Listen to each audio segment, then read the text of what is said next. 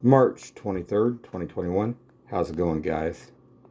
Got another video for you. I'm going to show you another place that I worked at a ways back here. Now, what you're looking at is an insulation vinyl place. And I worked there for about a year and a half. Now, didn't pay very much money. And it was dangerous. I mean, you weren't really provided any really good safety equipment or anything like that. Their paper masks were like the cheapest kind of paper mask you could buy over at maybe Harbor Freight. And I'm not talking about the good stuff either. I'm talking about the paper. And this was for like orange corny insulation. And it was flying through the air. Now, we're going to talk about this for a few minutes here. It paid about $6 to $7 an hour. Worked there for a year and a half. Worked with two other guys there too. It was a husband and wife that owned it. I think it was out of North Carolina. Or was it South? I think it was North Carolina. But what the job was, like I say, it was to glue insulation to vinyl in rolls. And Butler, if anybody's ever heard of Butler Manufacturing, makes like metal buildings.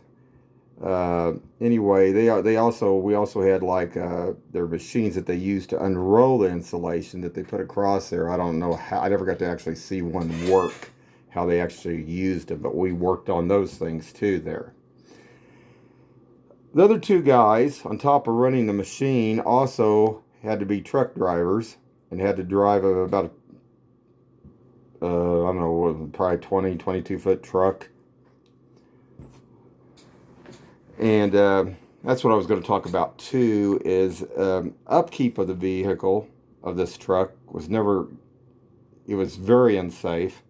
Two times the guy went through actually a intersection because the brakes wouldn't stop him. And I could not understand that because this couple was making good money down there. I mean, they were driving Cadillac. I remember exactly what they were driving, vehicles and everything else. But this is also where I told you, the guy that, like I say, working hard, it's work smarter, not harder. Because bottom line, when it all comes to this, is that that don't pretty much get you nowhere. And this was a harder job, and you didn't get nowhere. But what I was going to tell you, this was a guy. I remember the two guys' names I worked with. One was Kerry, and the other was Vic. That's what their names were. And the one guy, I think it was Kerry's car, that he had bought the tires for his car. He couldn't afford good tires, and the tires were just what he could afford, and they were cheap, and they actually looked like they were flat half the time on it. So I do remember that. I do remember, like I say, the company truck there, and they also had other ones. They had 18-wheelers that come in from, like I said, it was either North Carolina or South Carolina. And I know that, I don't know if they're still down there or not. I know two of the 18 trailers down there still got their name on it, but there's another name on the building, so I don't know if it's still owned by some same people or not. But on top of that, we had well, let me explain a little bit what this was also. Like I said, it was gluing insulation. But one guy had to run the machine, okay, for the tensioner. Now, my job was to help actually control the glue. There was a glue like bin, trough, and I helped pull them off. I tied them up, and I had to roll them over and stack them. Now, the second guy, he helped push them off the machine, while the other guy was running most of the controls on it. And that's how it worked. Well, this is where I told you where the big old 18, about 52-footer, 18-wheeler come in.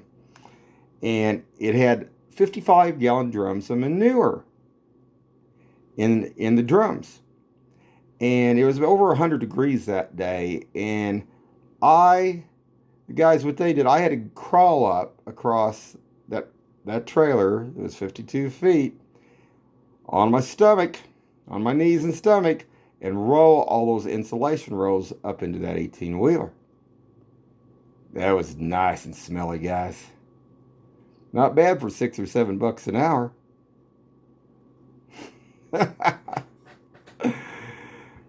Like I said, I worked down there for about a year and a half.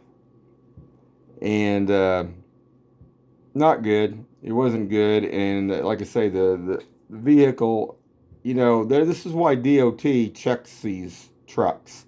That's why it's good for them to be out on the road checking trucks, because they could afford to put brakes on that small. Like I say, it was about, I don't know, it was about 18, 20, 22 footer, small little truck. Almost about the size of like a small U-Haul, like you'd buy, or rent today, I mean. But just crazy stuff.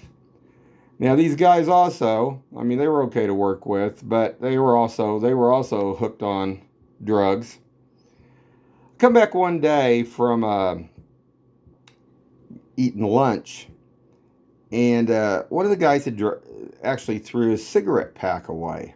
Now on top of the round insulation flying through the air, and I mean, it looked like snow when you were in there.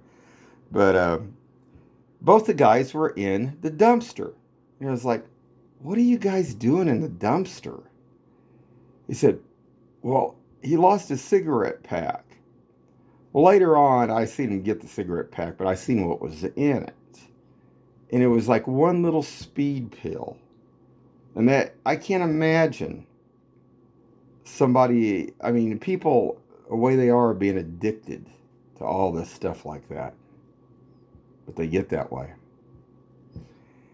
And this was just, like I say, this was just 1 year and a half of my life gone in Kansas City. And there are many, many more jobs like that.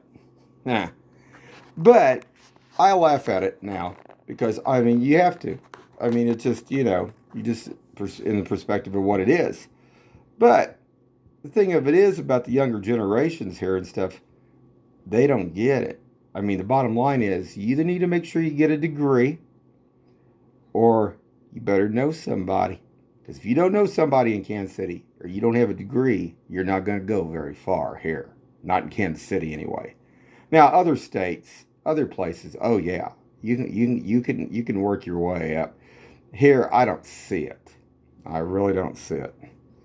And like I say, lots of other jobs I worked 3 years at a whack at.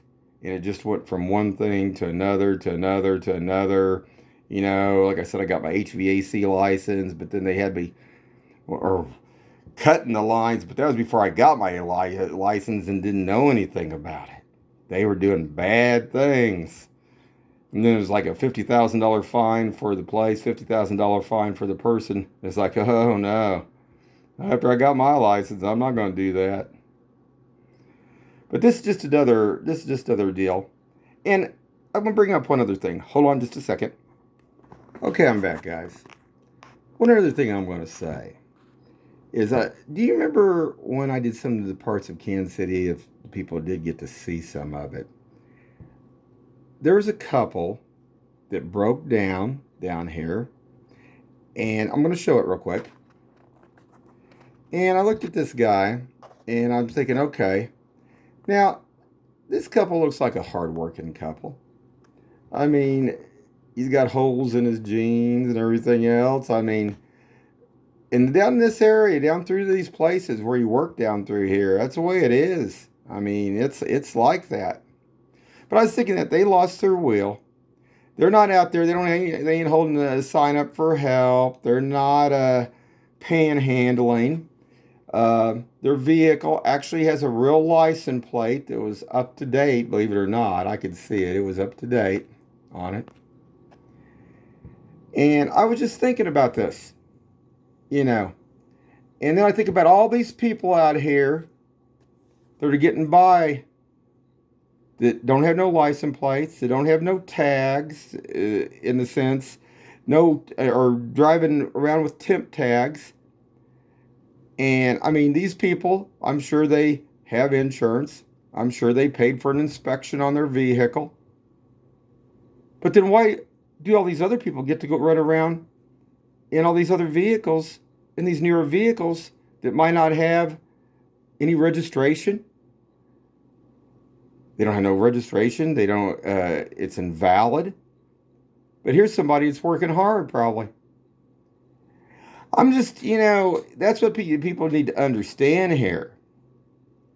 Somebody like this, I mean, but like I say, he should be rewarded if wherever he works at, wherever she works at. But I'm gonna tell you, it usually don't happen. Anyway, guys, just another short video, and have a good one.